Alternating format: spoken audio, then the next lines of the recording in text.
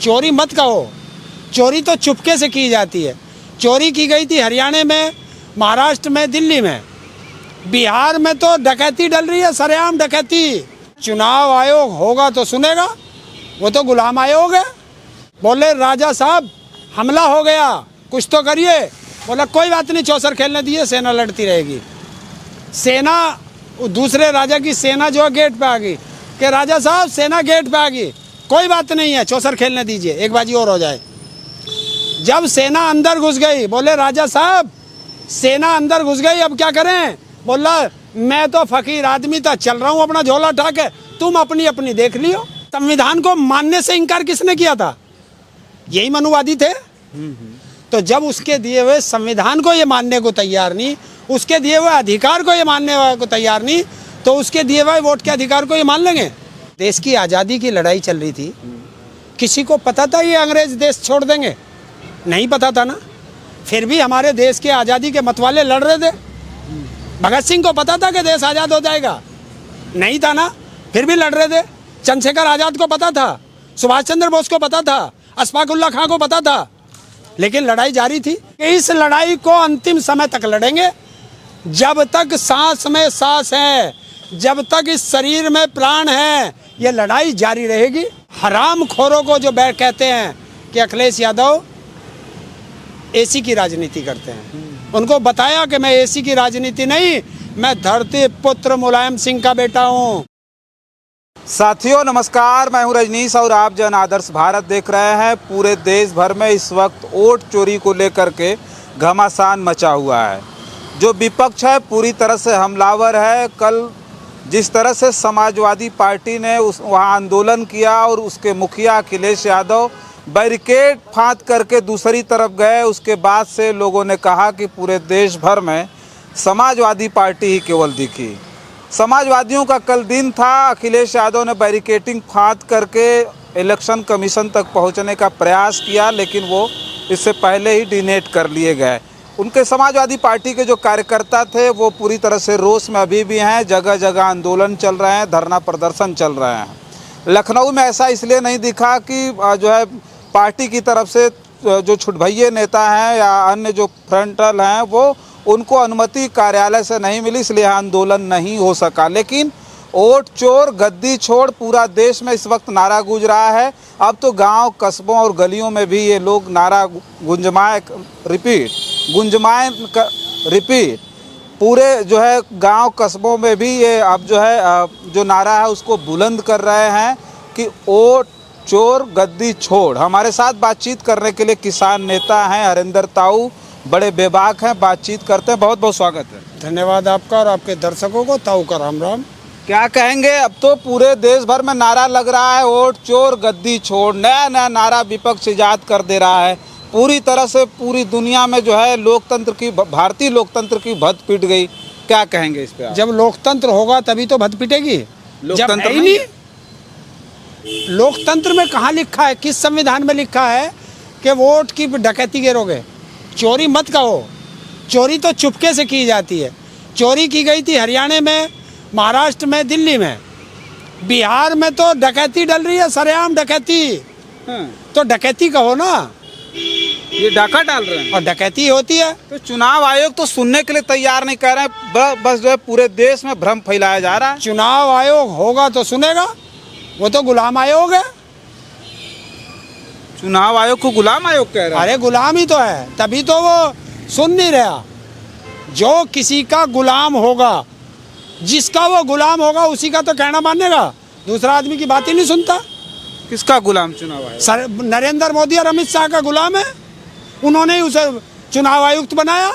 उसको गुलामी की क्या आवश्यकता पड़ गई कि वो किसी नेता विशेष, किसी पार्टी विशेष की गुलामी करे? जिसको तुमने ज्ञानेंद्र कुमार, जो तुमने मुख्य चुनाव आयुक्त बनाया है, वो उसका पूरा सर्विस काल उठा करके देख लो, वो किसके साथ रहा है? हर जगह अमित शाह के साथ रहा। तो एक अधिकारी हर समय अमित शाह के साथ क्यों रहा? और रिटायर करा, उसको वीआरएस दिलवा करके उसको चुनाव आयुक्त बनाया। किसने बनाया? नरेंद्र मोदी और अमित शाह ने ही तो वोट दे के बनाया।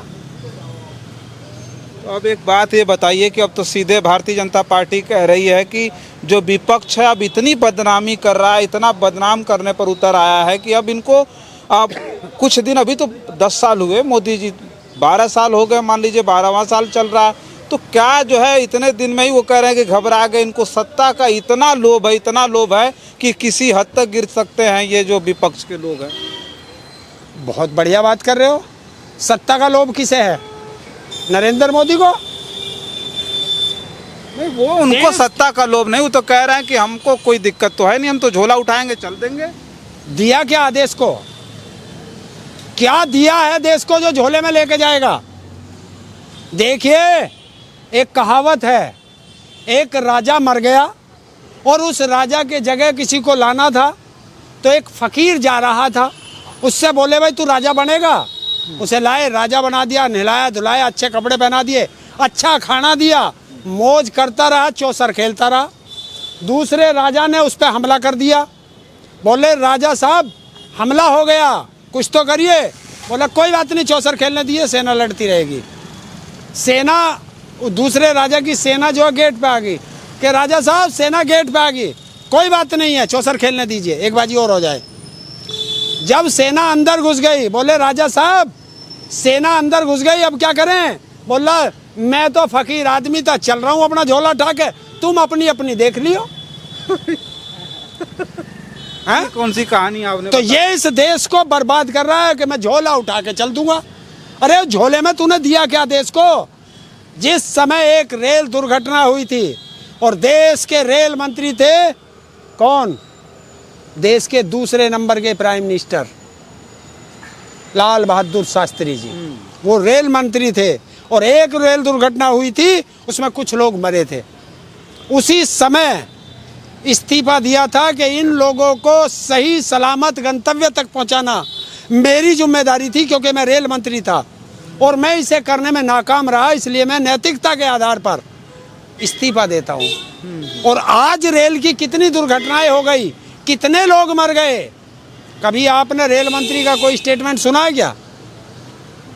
किसी रेल का उद्घाटन होता हो, किसी स्टेशन का उद्घाटन होता हो, आपने कभी रेल मंत्री को झंडी दिखाते देखा क्या? कौन दिखाता है? वो तो प्रधानमंत्री दिखा रहे हैं। किसी शौचालय का उद्घाटन हो तो झंडी कौन दिखाता है, फित्ता कौन काटता है? नरेंद्र मोदी। वो तो सम्मान कर रहे हैं ना वो लोग, भाई रेल मंत्री सम्मान कर रहे हैं। तो ये क्या गधे बैठा रखे तुमने?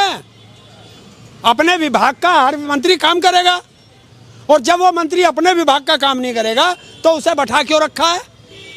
उसे तो फिर जो है बिना मतलब की आप तनख्वाह दे रहे हो, बिना मतलब की सुविधाएं दे रखे हो, और फिर लोकतंत्र का मतलब क्या रह गया? जब सारे काम देश का प्रधानमंत्री करेगा तो इसे ही तो राजतंत्र कहते हैं कि एक ही आदमी सारे काम करेगा। अच्छा ताऊ, एक बात बताइए, बाबा साहब अम्बेडकर ने जब मताधिकार का जो है, जब मतदान का प्रयोग करने के लिए लोगों को मताधिकार का वो दिया, तो इस देश में तमाम प्रपंच इन दलितों और पिछड़ों के खिलाफ चलने लगे थे। एक वक्त था जब अपने मताधिकार के प्रयोग से पहले ही सामंती उनको रोक देते थे, जहां बूथ का रास्ता होता था। लोग बताते थे जो बूथ का रास्ता होता था वहीं चारपाई डाल के, खाट डाल करके बैठ जाते थे सामंती। कोई दलित पिछड़ा वोट डालने जाता था तो उनको रोक देते थे, बोलते कहाँ जा रहे हो, चलो तुम्हारा वोट पड़ गया, चलो भगो घर जाओ, वोट नहीं डालने दिया जाता था। फिर थोड़ा सा जागरूकता आई तो लोगों को शराब, मुर्गा, पैसा से खरीदा गया, तब वोट देने से रोका गया। अब लोग कह रहे हैं और अधिक जागरूकता आ गई, लोगों ने समझ लिया कि हमारा वोट ही है जो सत्ता दिला सकता है, हमको इस देश की सर्वोच्च कुर्सी बिठा सकता है। तो लोग कह रहे हैं अब डिजिटल चोरी हो रही है। तो ये लग नहीं रहा है कि शुरू से ही दलितों और पिछड़ों के खिलाफ ये बहुत बड़ी साजिश है, जो जिसकी लड़ाई और लंबी है, ये इतना आसान नहीं है। अंबेडकर जी का विरोध किसने किया था? यही लोग थे ना। सबसे बड़ा विरोध अंबेडकर जी का इन्होंने किया था। हाँ, सामंतियों ने किया। इस संविधान को मानने से इनकार किसने किया था? यही मनुवादी थे। तो जब उसके दिए हुए संविधान को ये मानने को तैयार नहीं, उसके दिए हुए अधिकार को ये मानने को तैयार नहीं, तो उसके दिए हुए वोट के अधिकार को ये मान लेंगे? आपने सुना था इसी 2024 के चुनाव में इन लोगों ने क्या कहा था कि आप वोट किसी को भी दो, जीतेंगे तो हम ही। तो फिर हमारी वोट का अधिकार का मतलब क्या रह गया?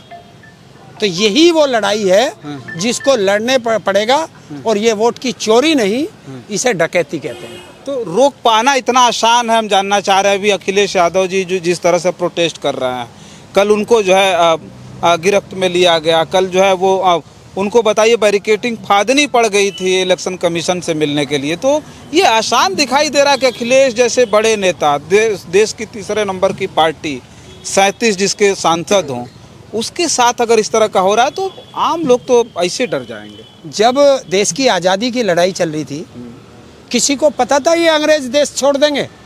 नहीं पता था ना। फिर भी हमारे देश के आज़ादी के मतवाले लड़ रहे थे। भगत सिंह को पता था कि देश आज़ाद हो जाएगा? नहीं था ना, फिर भी लड़ रहे थे। चंद्रशेखर आज़ाद को पता था, सुभाष चंद्र बोस को पता था, अशफाक उल्लाह खां को पता था, लेकिन लड़ाई जारी थी। 90 साल तक लड़े थे, तो ये नहीं लड़ेंगे? वो तो गुलामी पर जो है आज़ादी की लड़ाई थी ना, वो तो बाहरी आकर के हमारे ऊपर राज कर रहे थे। अरे बाहरियों से तो लड़ लिए, तो घर के भेदी लंका ढांकने वाले हैं, ये तो जयचंद हैं, इनसे भी तो लड़ना पड़ेगा। इनको हमारी सारी रणनीति का पता चल जाता है। तो कितने खतरनाक होंगे ये, जो हमारे देश के संविधान को नहीं मांगते, हमारे देश के लोकतंत्र को नहीं मानते। तो ये लड़ाई हम पूछ रहे थे कि ये जो अभी लड़ी जा रही, क्या इसका जो है लगता है कि बहुत जल्द आप इस पे विजय पा लेंगे, ये जो अंकुश लग जाएगा जो वोट चोरी वोट डकैती? देखिए, हम जीत पाएंगे या नहीं जीत पाएंगे ये तो भविष्य के गर्त में, लेकिन हम ये जानते हैं कि इस लड़ाई को अंतिम समय तक लड़ेंगे। जब तक सांस में सांस है, जब तक इस शरीर में प्राण है, ये लड़ाई जारी रहेगी। क्योंकि ये लड़ाई जो है संविधान की लड़ाई है, ये पीडीए की लड़ाई है, और इसके लिए हमें लड़ना जरूरी है। नहीं तो जो नहीं लड़ पाएगा वो चूड़ियाँ पहन ले। अच्छा, एक दौर में दलितों पिछड़ों की लड़ाई अम्बेडकर लड़ते हैं, छत्रपति साहू जी महाराज लड़ते हैं, ज्योतिबा फूले, सावित्री फूले, फातिमा शेख लड़ती हैं, लालू प्रसाद यादव, मुलायम सिंह यादव जैसे लोग लड़ते हैं। वो लड़ाई लगता है आपको कि ये जो पीडीए की लड़ाई है, इसके लिए खुद पीडीए को ही लड़ना पड़ेगा? कोई और जो लोग हैं जो खुद अपने को ये कह रहे हैं कि भाई नहीं, इस देश में जाति पाति नहीं होनी चाहिए, सारा कुछ ठीक ठाक हो रहा है, वो कभी दलितों और पिछड़ों को हक और अधिकार दिला पाएंगे? कभी हक और अधिकार दिलाने के लिए लड़ाई लड़ेंगे? जितने महापुरुषों का आपने नाम लिया, वो लड़ाई लड़े ना, तो कम से कम वो लड़ाई को कहीं लड़ते हुए आगे तक लेके गए ना, और जहाँ वो तक वो छोड़ के गए, उससे आगे की लड़ाई लड़ने की जिम्मेवारी हम लोगों की है, क्योंकि हम जिंदा हैं। जहाँ तक हम लड़ सकते हैं हम लड़ेंगे, हम मर जाएंगे कोई और आ जाएगा। नहीं तो वही तो हम भी कह रहे हैं कि उस वक्त जागरूकता कम थी, अब तो जागरूक लोग हो गए, शिक्षित हो गए, तो जनता का भी दायित्व है कि वो लड़ाई लड़े। आपको लगता है जनता लड़ रही है? कौन कह रहा है जनता नहीं लड़ रही? वो तो कह रहे हैं, बैठ करके घर में बोल रहे हैं मोदी है तो मुमकिन है। मोदी किसने कहा मोदी है तो मुमकिन है? किसने कहा? ये दलाल मीडिया ने कहा। अगर यही बात होती तो तुम आज जो है यहाँ 37 सीट जीत करके बैठे हो। किसके बलबूते पे आए? जनता के बलबूते पे ही तो जीते। अब ये 37 को 67 बनाना ये तुम्हारा काम है, जनता तुम्हारे साथ है। बढ़कर के आगे आपको आना पड़ेगा। जिस तरीके से कल अखिलेश यादव ने बैरिकेटिंग तोड़ करके दिखाया, उन हराम खोरों को जो कहते हैं कि अखिलेश यादव एसी की राजनीति करते हैं, उनको बताया कि मैं एसी की राजनीति नहीं, मैं धरती पुत्र मुलायम सिंह का बेटा हूँ, मैं एसी में भी बैठता हूँ। मैं लड़ाई लड़ने के लिए बैरिकेड भी तोड़ता हूँ।